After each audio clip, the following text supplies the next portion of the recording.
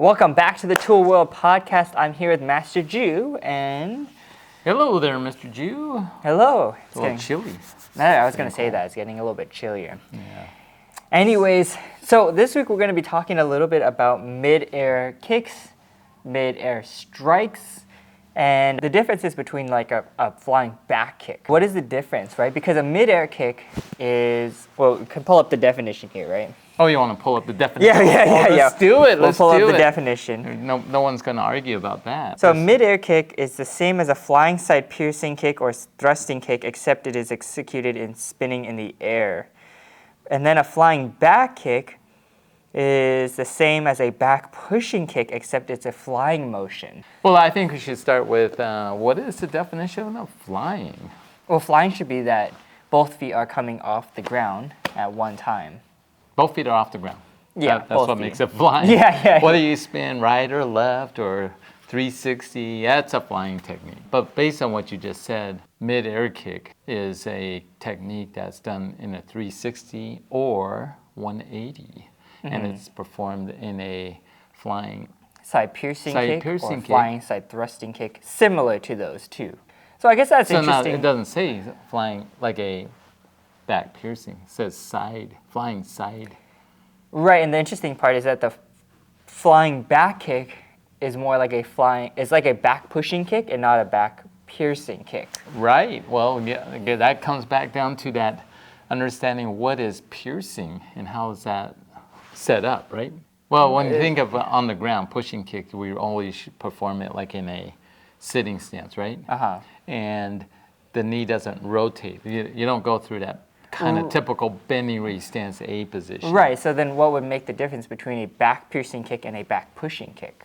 That's a good question. No one's ever asked that. Only you ask those kind of questions. I think when it had the back pushing kick, I want to say that when it hits its target, the leg was going to be slightly bent and it pushes through. Okay, so let's go through like a back piercing kick and a back pushing kick. So a back piercing kick, it says that it's effective for attacking an opponent from the rear.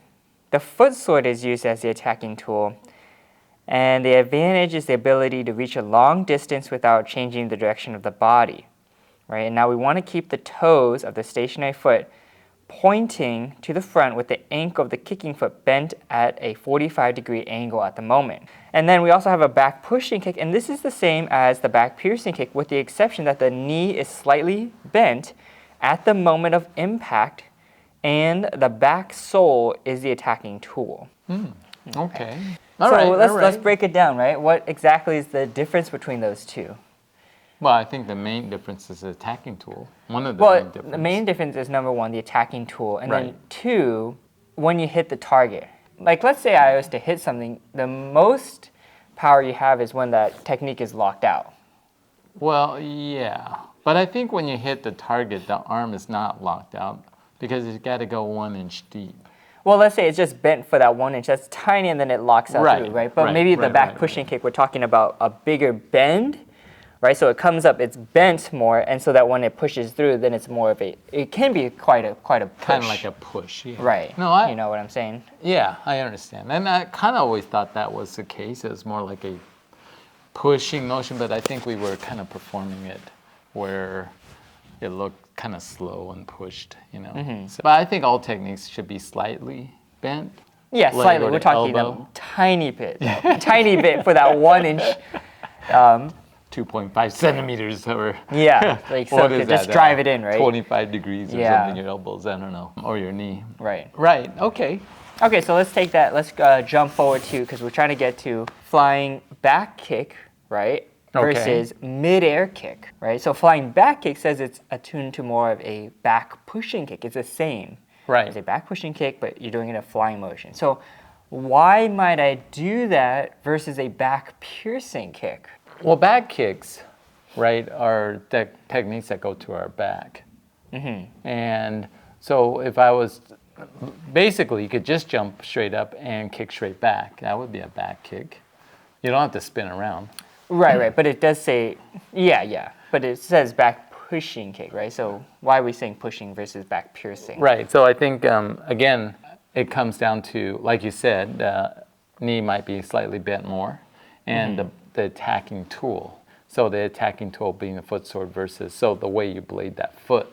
If I was to just jump straight up and the toes are pointed down, I don't necessarily might blade that foot because it's going straight back. It's just the heel sole would hit Heel the sole. Oh, I hit see. the I see. target. So you're talking about body positioning to when you're jumping. Right, you and just kicking. jump up and you throw that leg straight back. Now, I'm just using that as a simple term. Okay. Right? Yeah. Does that kind of make sense? I guess it does kind of make sense because of the way the body, and then that jumps into midair kick, which is more Right. like a flying side piercing kick. Right. So I rotate it more. And you've got to use a foot sword. Right. Mid-air kick, as we said. I know we keep repeating ourselves. 180, 360, side piercing kick, or thrusting kick. Right. Right. So it seems that like a flying back kick would be more, rather than having that rotation, it's more, in his terms, it's just jumping straight up. You're Flying kicking back right kick. behind you, right? Right. Because when you look at midair kick, whether you're doing the 180 or 360, a lot of it comes down to being a little bit surprising, is how he says, because you rotate so they don't see that coming, that leg kind of comes out, right? And so I think that when you do like a 180 mid-air kick, side piercing kick or mid-air kick, then you also have to look at the body position, right? So you jump up. Unlike a back kick where your back is more exposed to your opponent, it's really a side kick. Side kick meaning to our flank. And so when I jump up and spin around, my body should be more like it's a side to my flank when I execute the technique. Right. And so that's kind of like a reverse side piercing kick in a way, but you do it in the air. So it's kind of hard to tell exactly what is the right translation, just because the English translation probably is not the same as like what it meant in Korean. But I actually kind of think that the Korean version is going to say like it's more of a back turning. I think it's turning towards the back kind of kick. Right. And I think that would kind of fall in line with the same of 360. 360, the mid-air strike, because you're turning towards the back. Right. So what is the difference between, in Yonggae, you jump up, hour knife hand strike. It just says jump or flying or whatever it says. And you jump up, you do hour knife hand strike versus like in And then Juche. it says land in a, well, like in Juche, it says mid-air strike, and that's when I jump up and I spin around. Right? So I'm actually turning towards the back, and I'm kind of thinking that is what the translation is, but you do need the Korean version of the encyclopedia. Even the Romanized version is kind of hard to tell because you do need the original name that you named it, right? But then how do you explain it, right? Even if you had the original name, how does someone try to explain it? It could be actually... Well, it's like you have Latin roots. Yeah. So when I do like Latin, I go, well, this means it doesn't this matter. and that one. So we have to deal with the English version. So here's a question, so if I jump up and spin towards my back, we'll call it midair. What do we call it when we jump up and we spin towards our front? Or let's say you're in a right L stance, you jump counterclockwise versus clockwise. You mean like what you need to do for a 360 back kick? A Yeah. 360 midair kick? But it's only 180. Yeah, I don't know. That's a good question, actually. It's not defined as a mid-air kick because, not a mid-air technique. Like in Juche Kodang, Yeah. right? You're turning towards your back.